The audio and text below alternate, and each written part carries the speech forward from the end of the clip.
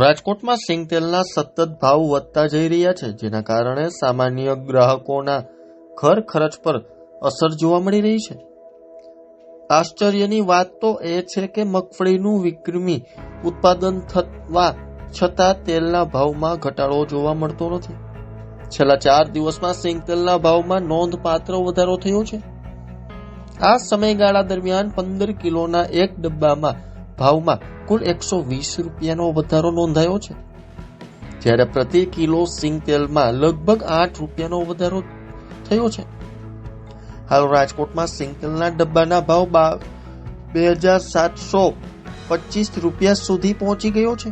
લગ્નની સિઝન શરૂ થવાની સાથે જ 12 માસી ઉપયોગ માટે સિંગતેલ ભરવાની સિઝન પણ ચાલી રહી છે, જેના કારણે બજારમાં માંગમાં વધારો થયો છે.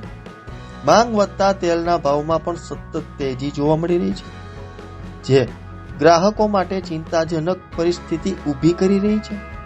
યાર્ડની પરિસ્થિતિ પર નજર કરીએ તો આજે જ રાજકોટ માર્કેટિંગ યાર્ડમાં મગફળીના કુલ 15,600 ક્વિન્ટલ મગફળીની આવક નોંધાઈ છે.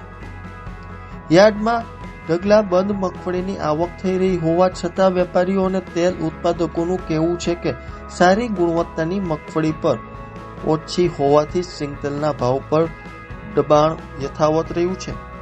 તો ત્યારે જુઓ અમારો ખાસ અહેવાલ. સિંગતેલ માલ જોવા જઈએ તો એક વીકમાં 90 થી 100 રૂપિયાનો વધારો આવેલો છે. કપાસ તેલ છે તો એમાં 40 રૂપિયા અને પામોલીનમાં જોવા જઈએ તો 30 રૂપિયાનો વધારો આવેલો છે. ભાવ વધારાનું મુખ્ય કારણ જોવા જઈએ તો જો સારી ક્વોલિટી અત્યારે 12 માસી સિઝન છે તો ખાનાર વર્ગ માટે સારી જે સ્ટાન્ડર્ડ મિલો છે તો એ સારી ક્વોલિટીની જ મગફળીનું પિલાણ કરશે. તો સારી ક્વોલિટીની મગફળી અત્યારે મળવી બહુ જ મુશ્કેલ છે. સાધારણ ક્વોલિટીની મગફળી તો મળે છે પણ સારી ક્વોલિટીની મગફળી મળતી નથી. તો એ મળતરના અભાવે સારી ક્વોલિટીના મગફળીના ભાવ ઊંચા દેવા પડતા હોય મિલર્સોને, એ કારણોસર હાલ અત્યારે સિંગતેલમાં વધારો આવેલો છે.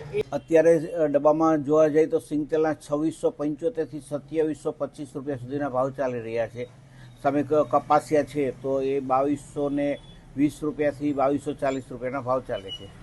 ભાવ વધારામાં જોવા જઈએ તો બસ અત્યારે મગફળી છે તો ખાલી સિંગતેલના જ વપરાશ છે એવું નથી.